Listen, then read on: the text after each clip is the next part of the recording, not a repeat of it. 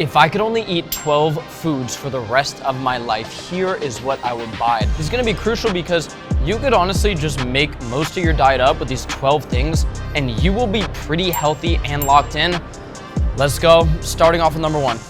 We're in the dairy section and we're gonna get two things from here. One is just grass-fed whole milk. You're not only gonna get calcium from this and protein, but you're also gonna get stuff like potassium. And it's gonna come in handy later for something, so definitely get this. Next is gonna be some Greek yogurt. We need something that has some probiotics for our gut function. It also is really high in protein. And a yogurt bowl with some fruit in there is one of the best desserts ever. A little bit of honey on top. So Greek yogurt takes the number 2 spot, throwing it in there. We are definitely throwing in some eggs. One of the best sources of protein. The yolk has choline and B vitamins, which you need for your brain health, skin health. There's some omega-3 fats in there. So it's gonna be one of the 3 main sources of protein, or 4 main sources of protein that we're getting. The next food is chicken. We're definitely going to add chicken into this haul. Some people hate on chicken, but it actually has a unique nutrient profile and it's very healthy. It can be a lean source of protein, easy to prepare. And of course, the other protein that we're throwing in is beef. Beef is the star of the show, rich in B vitamins, rich in carnitine, rich in creatine. So now that we have beef and chicken, let's go to some carb sources and some other foods. For our first carb source, I am going with some white rice. Rice is a simple, easy carb source, pairs with so many of those proteins that we just talked about. It's fast digesting, it's gluten-free, and it's affordable. Next up are frozen blueberries. Now this is tough because we only have 12 options, right? Blueberries are rich in polyphenols, they have a good amount of fiber, and now the smarter, more nutrient-dense thing to do would be to go with the blackberries. But the reality is I buy frozen blackberries all the time and I don't like throwing them in my yogurt bowls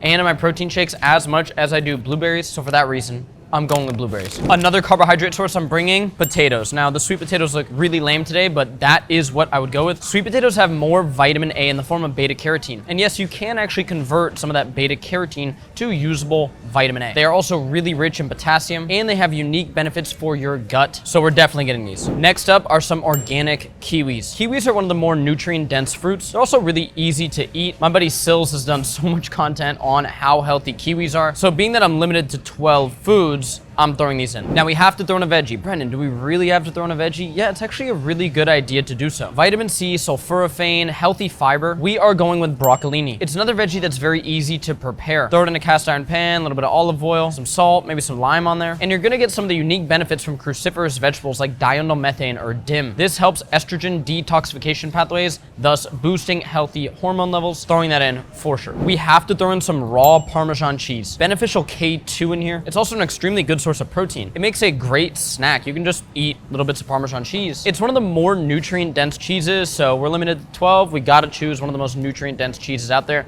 We're going with Parmesan. And then instead of throwing one of these, macro bars or something like that in, the last thing would be a good whey protein powder like our Santa Cruz Paleo protein powder. This is gonna be something you can throw into that dairy, you can throw into those yogurt bowls, and it doesn't only have a robust amino acid profile, it also adds this nice variety because you can get it in chocolate, vanilla, strawberry, peanut butter cup, coconut cookie, probably launched by now. So it adds that variety and flavor to your diet, helps you hit your protein goals. So there you go, guys. There are 12 foods that I would be eating if I was just stuck to 12 foods. And the cool thing is you can stick to a diet that has a lot of those. Now, diversity in your diet is important. It can help feed your beneficial gut microbiome if you have diversity, and it just makes life and recipes more exciting when you eat more stuff. But if you make up a majority of your diet with those foods, you will be dialed in. So let me know below what you would have added, what you would have subtracted, and questions about any food, let me know below and I will answer them. Love y'all. Peace. See you soon.